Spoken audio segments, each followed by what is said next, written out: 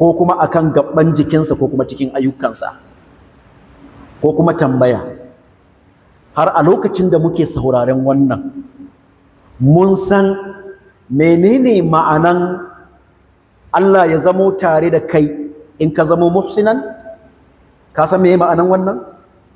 Ka san menene ma'anan in ka zamo mai kyautatawa Allah ya ce yana tare da kai? Don Allah cewa inna Allaha ma'al ladzina taqaw, Allah yana tare da masu jin tsoron shi, ce wallazina hum muhsinun, waɗanda suke kuma su masu kyautatawa ne. Ashe duk muhsin to Allahu ma'ahu, duk mutum mai kyautatawa to Allah yana tare da shi. Kullum kana karanta wannan aya ko kana ji ana karantawa, ka san abin da yake nufi?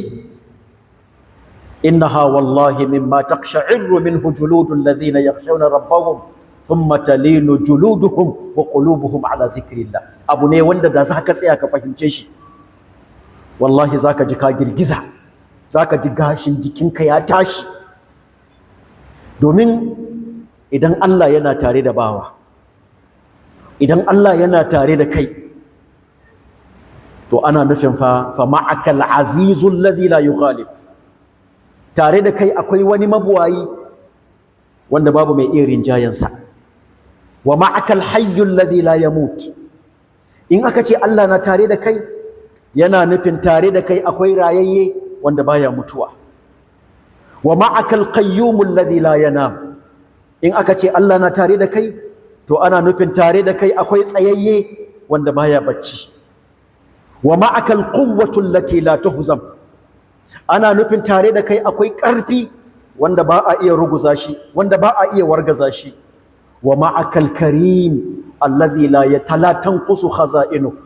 Ana nufin tare da kai akwai mai karamci wanda taska na arzikinsa baya tawaya, baya ragewa balle ya ƙare. Don haka in Allah yana tare da kai, in Allah yana tare da ke, in Allah yana tare da ku, idan kuka zamo fa masu kyautatawa, to faman takhafu, wa kuke jin tsoro? Wa zaka ji tsoro in aka ce Allah yana tare da kai?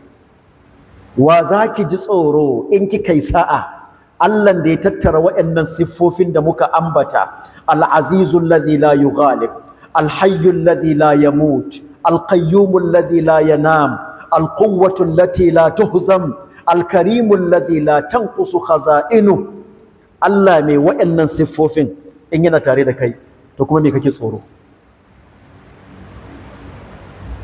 Me kake tsoro? Kowa zaka ji tsoro? Tare da kai akwai allazi la mani'a lima a'ata, wanda duk in yayi niyan bayarwa ba wanda ya isa ya hana abin da yayi niyan bayarwa. Wala mu'tiya lima mana'a, wanda kuma in ya hana ba wanda ya isa ya kwato abin da ya hana ya bayar. Wala radda li amrihi, wanda kuma in ya riga ya hukunta wani al'amari ba wanda ya isa ya tunkuɗe wannan al'amarin. In irin wannan yana tare da kai, me kake ji ma tsoro? Wanda dukkan al'amurra gabaki ɗaya suna ƙasƙanta a gare shi, kuma komai yana tsayuwa ne da umarninsa. Ba wanda zai buɗe baki ya yi magana face Allahn nan da ke tare da kai yana jin furucin wannan bawa. Haka duk wanda ya yi shuru, Ubangijin nan ya san abin da yake ɓoyewa. Haka duk wani wanda yake rayuwa, to arzikinsa yana akan wannan Ubangijin. Haka duk wanda ya mutu, to zuwa ga wannan Ubangijin ne makomarsa take. Mulkin wannan Ubangijin baya ragewa saboda ana saba masa, kamar yadda mulkinsa baya karuwa don an masa da'a ko don an masa biyayya. Kuma babu wani wanda zai kauda kai daga Allah ya ce ya isu, ya wadatu daga Allah, shi ba ruwansa da Allah, don haka ya kauda kai daga Allah tabaraka wa ta'ala. Shine Ubangiji wanda asirru indahu alaniya, abinda ke boye mu a wajenmu to shi a wajen shi bayyananne ne. Wal ghaibu indahu shahada, haka abin da yake ghaibu wanda kowa bai sani ba, shi Allah a wurinsa bayyanannen abu ne. Don haka duk wanda Allah yake tare da shi, to abin da ya rinjayi kowa, abin da ya fi ƙarfin kowa shi ya zamo mai sauƙi a wajensa. Duk wanda Allah yake tare da shi, in Allah yana tare da kai, abin da ya gagari kowa kai shi ya zamo mai sauƙi ne a wajenka. Sannan abubuwa masu ba da tsoro, masu firgitarwa, in Allah yana tare da kai shi su juya su koma maka aminci. Don haka da kama Allah, da riƙo da Allah ne duk wani abin da ya gagara yake zama mai sauƙi, duk wani abin da yake mai nisa yake zama makusanci. Da riƙo da Allah dukkan damuwa da tashin hankali suke gushewa su koma kwanciyar hankali.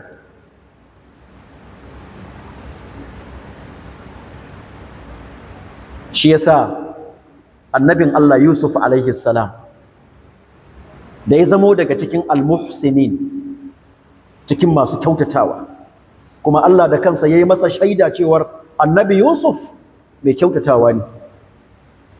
To dalilin wannan kyautatawan, wannan ihsanin na annabi Yusuf alaihi salam ya sa shi Allah ya zamo mai rakiya ga annabi Yusuf alaihi salam cikin dukkan halayen da ya shiga. Na farko a lokacin yana matashi, kamar